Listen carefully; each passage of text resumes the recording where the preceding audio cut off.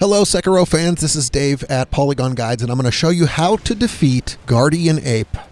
Alright, let's start off with the best items and moves to bring to the fight. The SHINOBI Firecracker may be the most useful prosthetic tool in Sekiro because it works pretty much everywhere. Its big advantage here is that it causes Guardian Ape to stagger, and that gives you the opportunity to attack.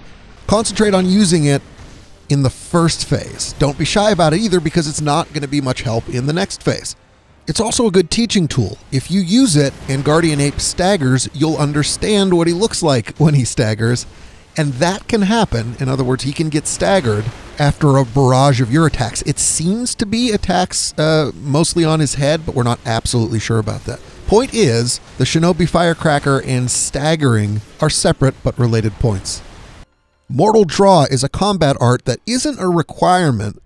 In fact, you know, if you have a favorite, feel free to bring it. But it is a quick way to take a chunk or two away from his health, and that's mostly what we're going to be doing. The grappling hook attack is a prosthetic art that isn't a requirement either, but it's good to have for an occasional grapple attack in that first phase of the fight. Antidote Powder is good because Guardian Ape farts and flings poo, and both of those cause the poison status abnormality. So if you get afflicted, you can eat some antidote powder.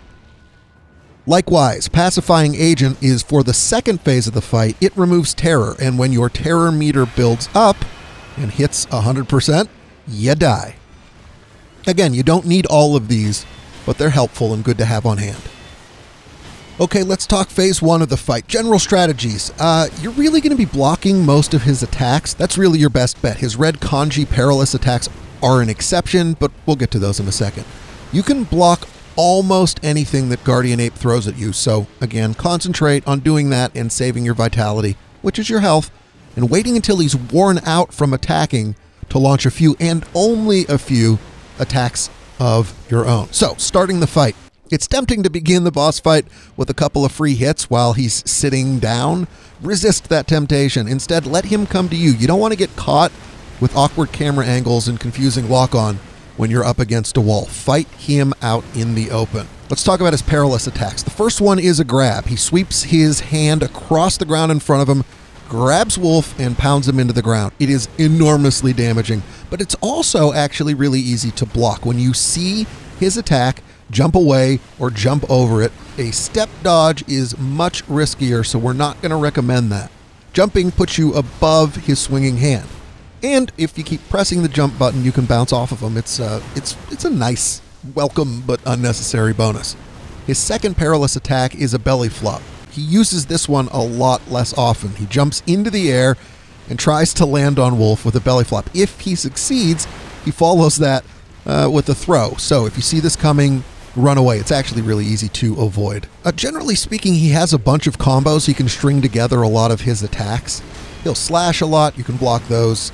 And at the end, he'll either lose his balance and fall on his butt, or if he doesn't do that, he'll still be exhausted at the end of the flurry, and that is an opportunity to attack. Not a ton, get in a couple of swipes, and then get the hell out of there. Sometimes, after a flurry of attacks, or just sometimes on its own, he sweeps his arm from the ground up into the air. That's the telltale sign that this attack is coming. And then he falls on his back and flails his arms on either side of him. This is a great opportunity to block and dodge. If you can pull off some perfect timing, you can damage his posture. Let's talk about his butt. So his first butt attack, I'm going to say butt like that the entire time. His first butt attack is a fart, and the cloud it produces, and the sound it makes is a fart sound. The cloud it produces inflicts the poison status abnormality. Jump away. He also will squat, crap straight into his hand, jump into the air, and fling an enormous pile of poo from his butt. Keep your distance and jump or step dodge to avoid it and the poison that it drops. Try to time it so that it's your jump or your dodge is about when it hits the ground. Let's talk about one attack in the first phase that's worth mentioning, because it's actually an offensive thing, not a defensive thing, you know, waiting for him to attack. Every once in a while, you'll occasionally get a grapple prompt on the sword that's sticking out of Guardian Ape. Use that to close the distance between you and him, and then you can get in a hit or two. If you have the grappling hook attack prosthetic art, You can also get in a few hits while you're still in the air. Alright, phase 2 of the fight, which I am calling Headless Terror. For this phase of the fight, you need patience. So the terror status abnormality is so destructive, like you get it, and your meter fills up and you will die instantly, that we designed this strategy to keep you away from him and that terror-causing ability as much as possible. He's got a bunch of moves, but here's the good news. You can block almost all of them again. But 2 of them are super important because they give you the opportunity to react, attack, and then get out of the way for safety. All right, let's talk about his perilous attacks first.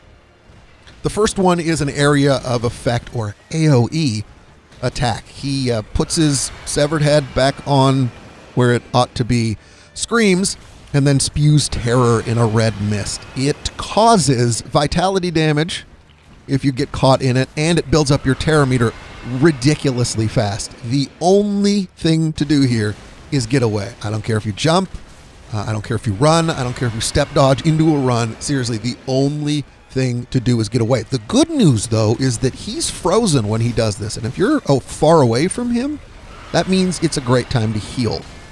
His second perilous attack is a sword sweep, much easier to deal with because all you got to do is step dodge away or jump to avoid it. So let's recap the 2 things you need to do for his perilous attacks. The first one is run away, and the second one is run away or jump. So you probably want to start with the idea that when you see that red kanji symbol appear, running away is probably your best bet.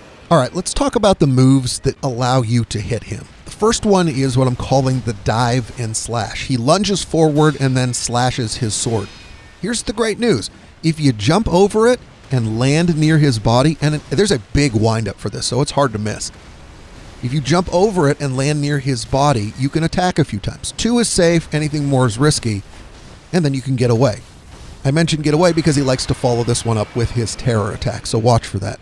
You know, if you aren't super confident in your ability to perfectly deflect his attacks, we're going to talk about that in just a minute. Feel free to spend the entire fight waiting for this and then capitalizing on the opportunity it creates. It'll be slow, but look, you don't get a medal for being fast. You win when you kill him. Not a big deal. He's got this side swipe combo too, where he slashes his sword from side to side. You can block every one of those 4 attacks, and you should. If you're super lucky, he's going to follow up with the next attack, which is an overhand slash. He'll just hold his arm up above his head, pause for, I don't know, half a second, and then bring it down. If you can perfectly deflect that, you create the best opportunity to attack him in phase 2. I was going to say he falls on his head, but he doesn't have a head to fall on, does he? He falls on his shoulders, and you can get in 5 or 6 attacks there. As I always say in these videos, do not get greedy. Attack a few times. When you see him start to move, get the hell away from there. And that really is it. It's a matter of identifying his attacks, knowing what to do when you see them, and only attacking when it's safe. All right, that's it. Thanks for watching.